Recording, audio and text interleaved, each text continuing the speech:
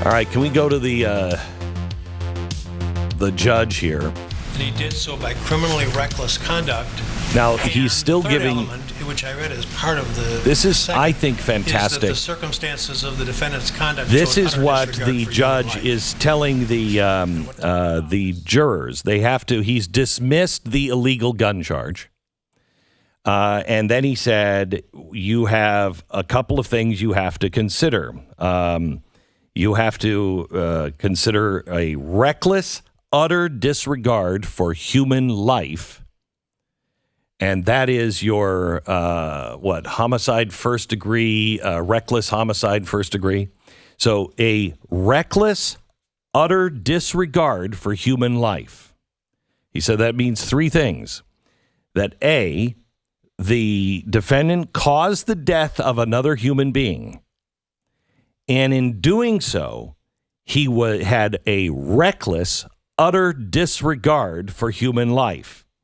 That he was criminal, reckless, and unreasonable, and aware that his actions were unreasonable. And I believe there's an and between all of these, right? Like, yes. So you can't, any part of this does not qualify.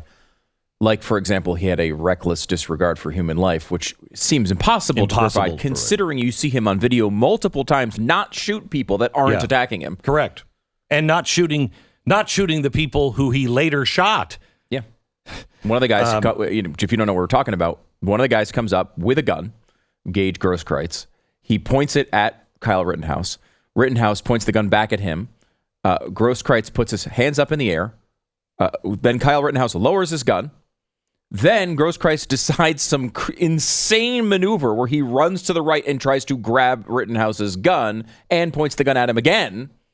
And that is when he gets shot.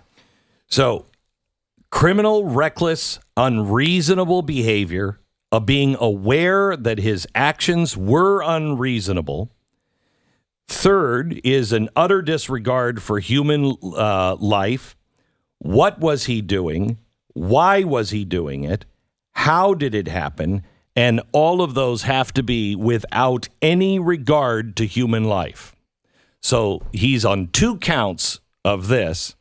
And by the way, if you believe that the defense has made a case where you reason, unreasonable doubt, or what is it? Reasonable doubt. Reasonable doubt that it's true. If he made the case that it was self-defense, all of that stuff that you had to go through there is out. So if you believe that it was self-defense, and he also had utter disregard for human life, self-defense trumps it.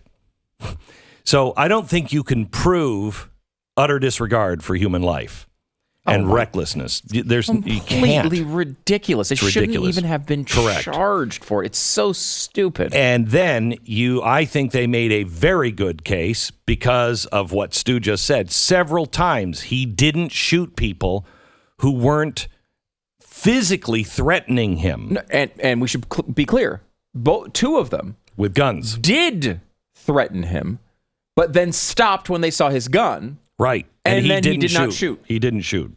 I mean, that is overwhelmingly obvious. That is not his intent was not to go out there and just shoot a bunch of people. It makes no sense. It doesn't connect with any of his actions from earlier in the evening. I mean, the whole thing is completely absurd. And in a normal society that was functioning correctly, he would not have been charged. Certainly, immediately in this situation, they should go to jury and 5 minutes later be back with an innocent, a full acquittal. Whether that will happen or not in this society, I have no idea. So the other thing that they can find him guilty of is reckless endangerment and disregard to public safety. And it's the same kind of standards that he harmed someone, utter recklessness and disregard to any kind of public safety. But you can't say that in this case because he didn't shoot everyone. He could have just sprayed the crowd, and he didn't.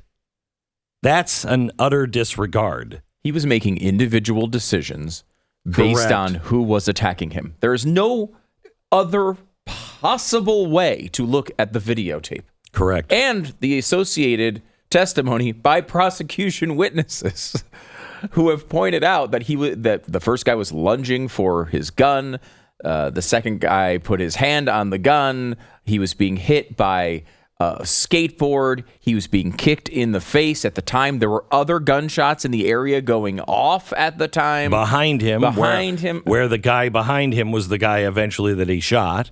None of this makes any sense if what your goal is to accomplish is to make sure that we have a just society that is based on the law.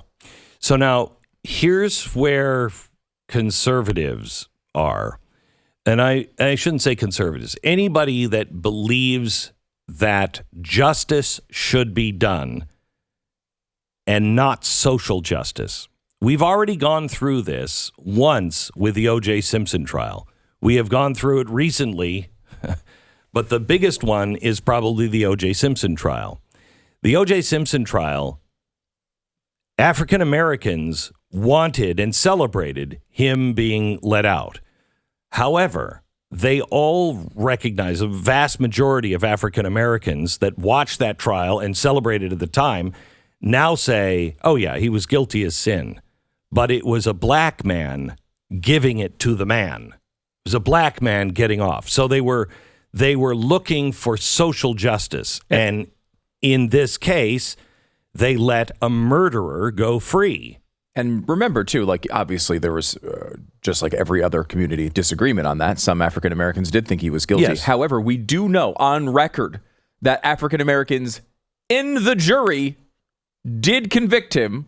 Yes. Based not on whether he was guilty or innocent of the incident, but because essentially the man was too hard on black people and we needed to get revenge for all the other things that have gone wrong in society. So that was not how the legal system works, right, by the way. That was social justice before any of us knew what social justice really meant.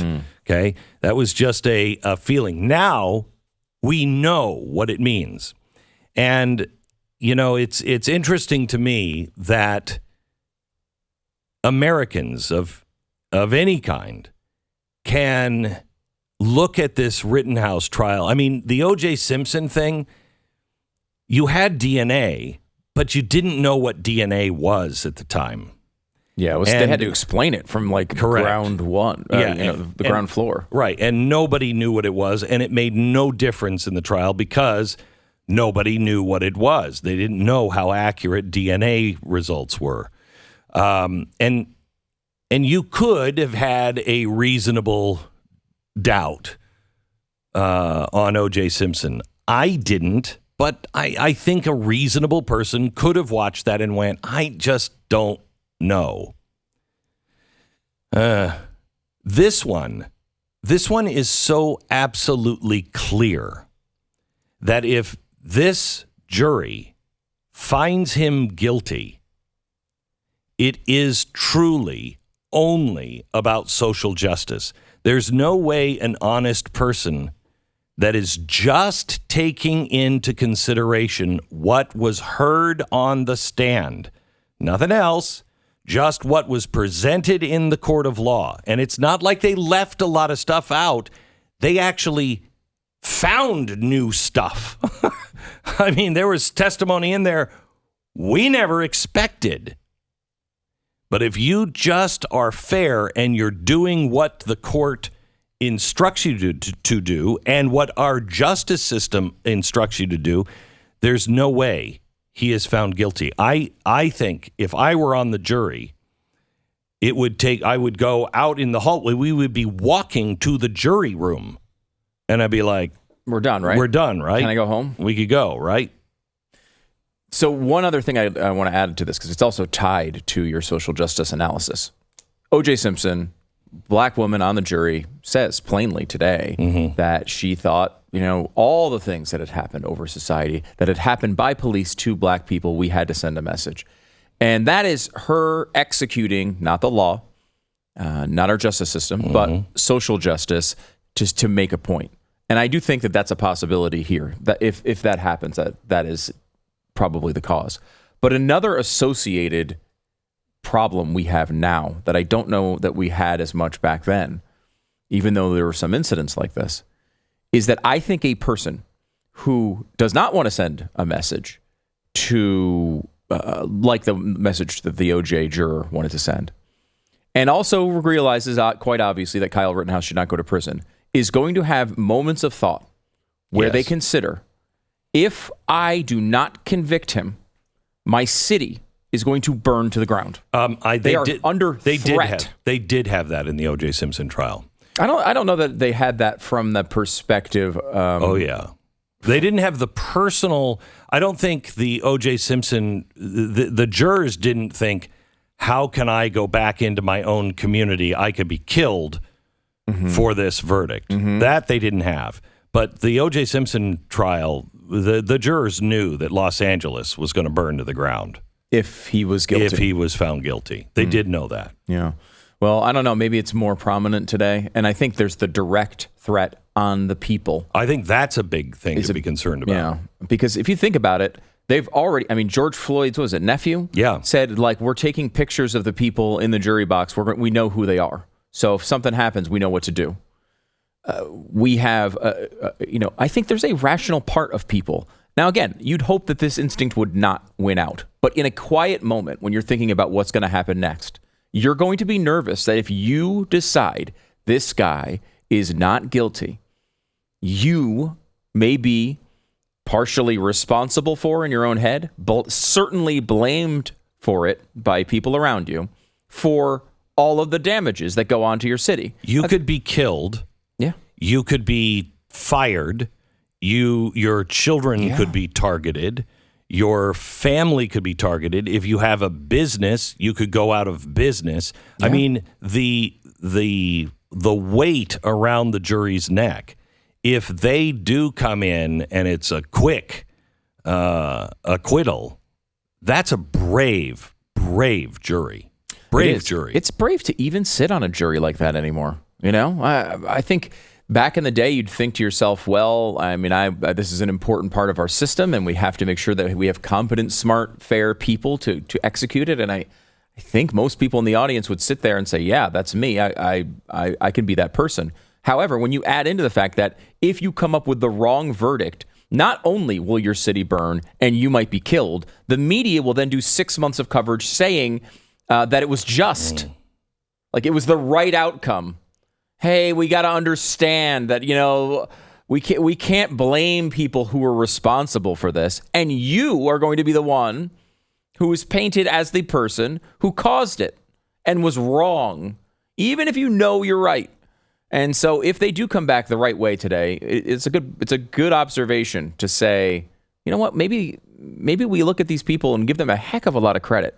Because it's hard to do. It's open and shut to me. It's open and shut to you. It's open and shut to everybody in the audience who looks at the facts of this. And that's all we care about. Right. I think it could be open and shut to them, but that's not all they're considering. They've got to consider things that they shouldn't be considering. Right. And there is, that they will be instructed not to consider anything else. But as people, they will. They may not discuss it, in between themselves. But who knows? I mean, that is, if he is indeed acquitted, that should give us hope in America. And I think we found that actually relatively often recently, in that the only thing that seems to be standing in the way of this constant mob are the courts. I mean, the vaccine mandate, it's another good example of this. Like, I think everybody in a fair moment, even people on the left would recognize, okay, OSHA was not created so you could have a vaccine mandate of every private employee. Correct. It's supposed to be so people wear hard hats, right? Correct. Like that's what OSHA is. We all know. So we don't find teeth in our sausage. Right. Right. It's the basics, right? Is that a shoe? No. Yeah. It's supposed to be so you go into a workplace and you're not maimed or killed. Right, exactly. That's obviously what it's for. And they're stretching it beyond all recognition to try to put this through. And so I think everybody recognizes it's a bending to that level, at the very least, if it's not blatantly illegal, which I think it is. But the courts keep stepping up, even in these moments where the mob wants them to say, you know what? Let him do it. We want it, so let him do it. I mean, I'll give you this an example, and it's not a popular one, but the Bill Cosby thing is another example of this. They had they made a deal with Bill Cosby that this would never come out, and then they based new charges on this thing that they promised would never be released. Is Bill Cosby a rapist? Certainly looks that way to me. However, there are rules around our justice system. And yes, it went through this entire thing, but eventually it did get turned around. And as ugly as all of those accusations are, and probably as bad as he is, it was still the right outcome. And that is important. It's important even when it's a terrible person. It's important even if it is somebody who is guilty, but you know it in your gut, but they haven't proved it, or they've asked that you can't consider this. You have to play by the rules. Otherwise, we don't have anything.